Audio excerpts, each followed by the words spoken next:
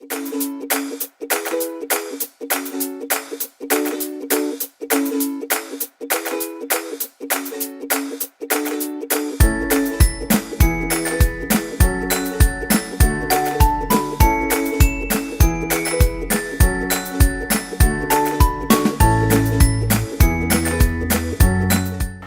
to Team Teachers. I'm Miss C. I'm Miss Whale. Today on Team Teachers, we're going to be discussing technology in the classroom, specifically learning through games, social media, and how it links to the curriculum. So as many of you guys know, we are new teachers here, and we have created this online community to help other new teachers or other teachers who are wanting to learn more about their teaching. So something I would like to implement in my classroom is learning through games. Games are really important for this new born digital age that we're growing up in. Kids are constantly surrounded by the engagement of their video games and the sounds and the lights and the action, and they need that within the classroom as well. We can use games to have students think about their connection in the real world and how they can use the games in their career or just to learn new content. Yeah, and this person I was just reading about the other day, she's an amazing game designer in the States. She's very popular. Jane McGonigal, she's very popular, you should look her up. But she was talking about how games motivate us to participate more fully in everything that we do. Because we've grown up this way, it's really important that we use these things that motivate us and our students to engage with the content. Exactly. Students are already playing games at home, so as teachers, we can help them figure out how to use games not only for enjoyment, but for learning possibilities. Very good point.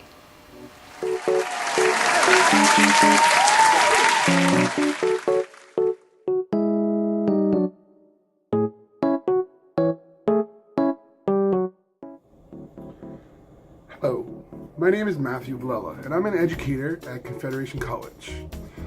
I would like to talk to you about game-based learning. I think video games get a bad rap. Very bad rap.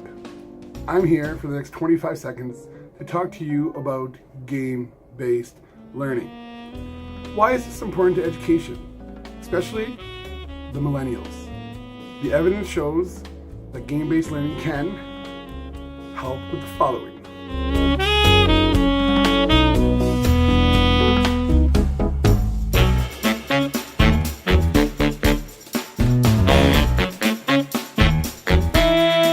Well, that was an impressive list. You see, video games do not turn children's heads into mush.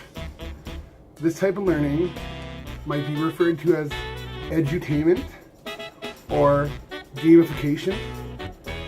Whatever it's called, I'm here to tell you that educators need to embrace game-based learning and bring it into the classroom. Think outside the box, be creative, and use any of the following games.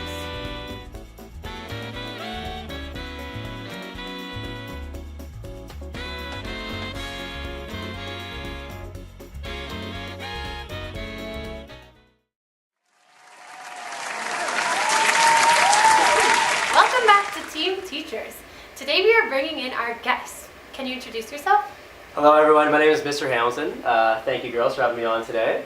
I'm a teacher at Harriet Todd. I'm a grade 6 teacher. And I guess, I'm here today with the ladies to talk about something I'm doing in my classroom. Awesome. So this thing that you have going is called Trivia Crack. Yeah, that's right. So basically it's learning through games. It's an app that I found online that it's educational, it's fun, where students get an opportunity to learn through the games that we're playing. And how does this app facilitate learning in your classroom? The great thing about the app is that it covers all our major curriculum areas. So there's questions about science, art, history, languages, sports, and there's even a fun section for entertainment. So. Very cool. And how do you use this tool in your class? So I use it in 2 different ways. So it is an app that you can get on either your phone or iPads that we have in the classroom.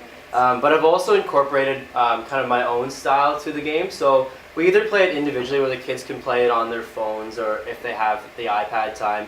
But we usually also play it in a class setting where we actually have a huge board at the front of the class where kids get to come up, spin the board, They pick their category, or the category gets picked, and then we play it as an interactive classroom style. So it's pretty cool, yeah.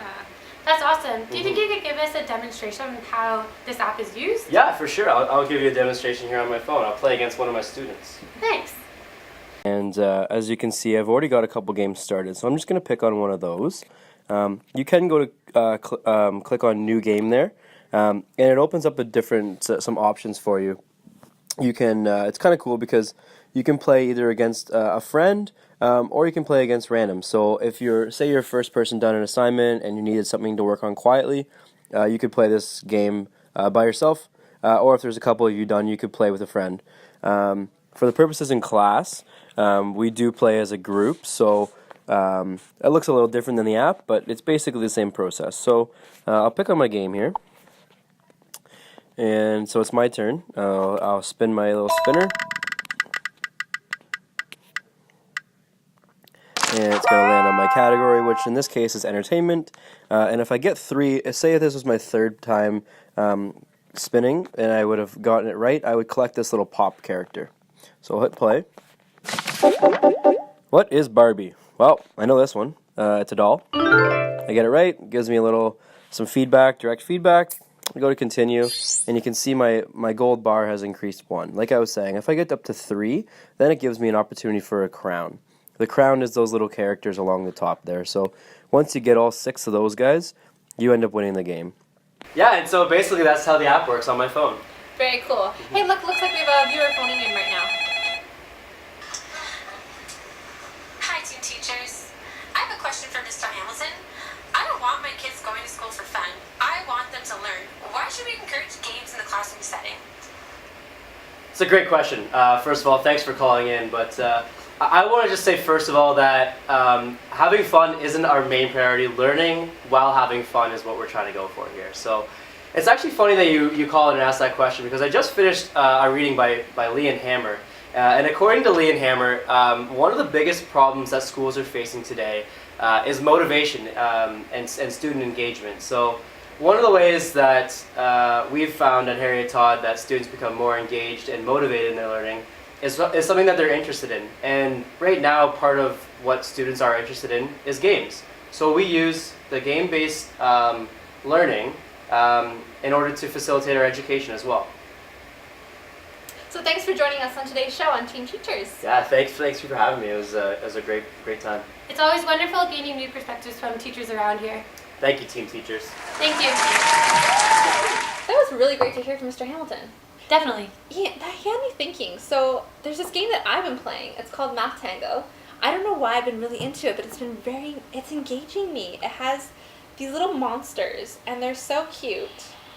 And you play these adding and subtracting games by having a block with a number at the bottom of each block. And I'll do a screen grab really soon to show you guys.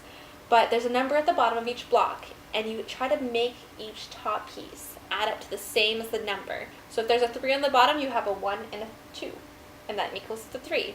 If there's a 5 on the next block, you have a 3 and a 2 to make the 5. And you're actually using that to not straightforward do the adding, but eventually as you do more and more and more, you'll be actually adding and you wouldn't even have known it at first. That's awesome. I've never heard of this app before. Is it kind of like Candy Crush or Tetris?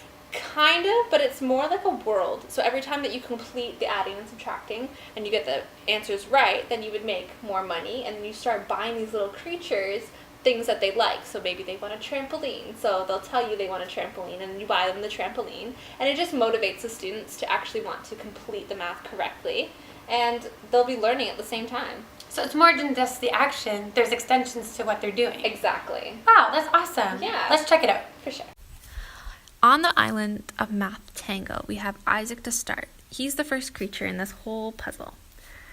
In order for Isaac to be happy, we have to complete his tasks. But in order to complete the tasks, we need money. And in order to get money, we need to play the puzzles. As we'll see for the puzzles, there'll be 2 numbers at the bottom of the screen. For this one, we have a 7 and a 4. Using methods such as decomposing, we're going to break down these numbers and try to find them in different ways. So here we'll see we have a 7 will be made up of a 5, a 0, and a 2, and a 4 will be made up of a 4. Now it'll go on. It'll continue to give instructions and prompts as needed. Here we'll see 7 we will be creating through a 5 and a 2, and a 6 is created through a 6 and a 0. Once we have this awareness of building these numbers, we'll soon be able to start moving towards using these numbers and the decomposing methods to start adding and subtracting. Now, as we're going to fast forward here, we will be seeing that we have enough money to complete some of the tasks.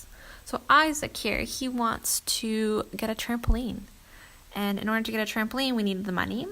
Oh, and now we have the money. So here I'll place Isaac's trampoline in his new world, and I get to place Isaac right on the trampoline. So that interactive ability to actually place him within these things that I place in the world is really motivating. Alongside games, another rising theme in the school is social media.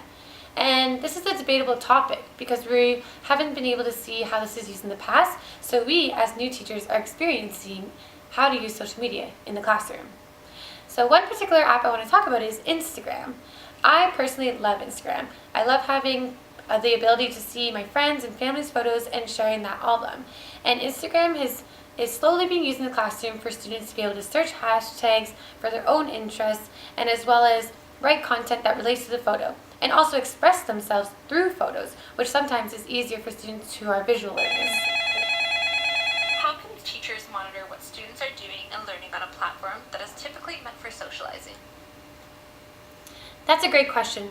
Firstly, I believe that the teachers need to know their students. When they know their students, they'll know what the students are capable of and the trust that they can gain through it. So I think using social media is a privilege, something that they are able to do, and only with the respect and safety and trust and care. The digital world is vastly growing, and we need to keep up with it. We need to keep up with the times, and we need to adjust to the present. And the reality is that our students are not motivated in the classroom. They don't want to do the pencil and paper work. They don't want to sit there and listen to a lesson. They want to be engaged. They want to be experiencing and learning hands-on. And we can really utilize games as a great platform for this. Let's talk curriculum. Even if the curriculum hasn't changed, these new tools can still be applied to the expectation and learning goals. So we provided some examples here for you, but the important thing to remember is that these are just a starting point. These games or these social media applications can be used across the board. They're flexible, they have opportunities for reaching out to different subjects. You can use them as a starting point. You can use them to branch out and do cross-curricular work. They're a really great opportunity to just grab the interest of students and to start developing skills for them.